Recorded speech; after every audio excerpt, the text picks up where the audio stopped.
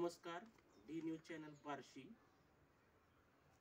आजचा विषय आहे महाराष्ट्र शासन राज्य कामगार विमा योजना सेवा दवाखाना बार्शी जिल्हा सोलापूर अंतर्गत सेवा जे पुरवले जातात त्यातील काही लोकांनी, आता त्यांनी नाव सांगू नका म्हणले त्याबद्दल आपण सांगत नाही, पण त्या व्यक्तींनी अशी तक्रार दिलेली आहे की त्या दवाखान्यात तात्पुरता इलाज केला जातो. जसे इमर्जन्सीला मोठ्या हॉस्पिटलमध्ये पाठवले असता त्या हॉस्पिटलमध्ये त्यांना जी मिळणारी सेवा आहे त्या टायमाला त्यांना पैसे द्यावे लागतात. पण एखाद्या व्यक्तीकडे पैसे नसतील, मात्र पैसे ती कामगार विम्याकडनं येतात, पण त्यावेळेस त्या व्यक्तीकडे पैसे नसतील तर त्याला यशोदा हॉस्पिटल सोलापूर येथे पाठवले जातो. पण इमर्जन्सी जर केस असेल तर तो व्यक्ती दगावला जाऊ शकतो. आता बार्शी 2600 कामगार आहेत असे डॉक्टर स्वाती मासाळ यांनी मला सांगितले. मी त्यांना बाईट मागितली, मात्र त्यांनी मला बाईट दिलेली नाही.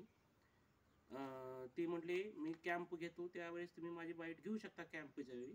ठीक आहे, पण या 2600 लोकांचा जे कामगार आहेत ह्यांना त्यातील काही कामगारांची अशी मागणी आहे की सुपर स्पेशालिस्ट हॉस्पिटलमध्ये आम्हाला बार्शीत सेवा मिळावी.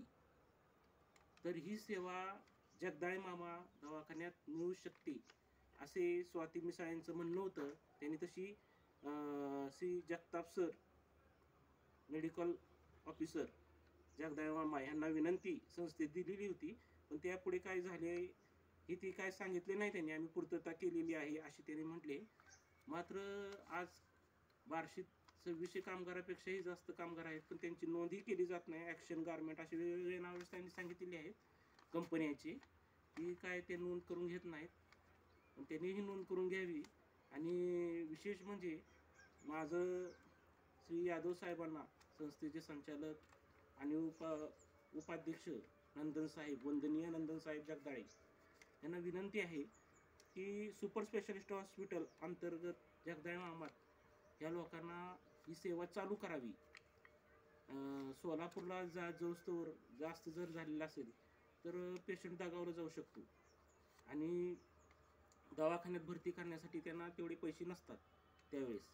त्यासाठी त्यांना सोलापूरला न्यावं लागतं, पण ते सोलापूरला जोस्तवर पेशंट दगावू शकतो. तर कामगार महाराष्ट्र शासन राज्य कामगार विमा योजनेअंतर्गत लवकर या लोकांना जगदाळे मामा येथे सुपर स्पेशालिस्ट सेवा मिळावी अशी काही कामगारांची माझ्याकडे म्हणजे ती सांगण्यास आले होते. ते समोर येत नाही, ती बाईट देण्यासुद्धा घाबरतात. असू द्या काय असू द्या, पण माझं काम आहे. डी न्यूज चॅनल बार्शीतर्फे मी मांडत आहे. माननीय सोपल साहेब, आमदार, विरोधी पक्षनेते माननीय राजाभाऊ राऊत आणि सर्व पक्षातील लोकांनी यावर लक्ष देऊन हा कार्य म्हणजे हा जी कार्य मार्गी लावावा हीच डी न्यूज चॅनलतर्फे विनंती.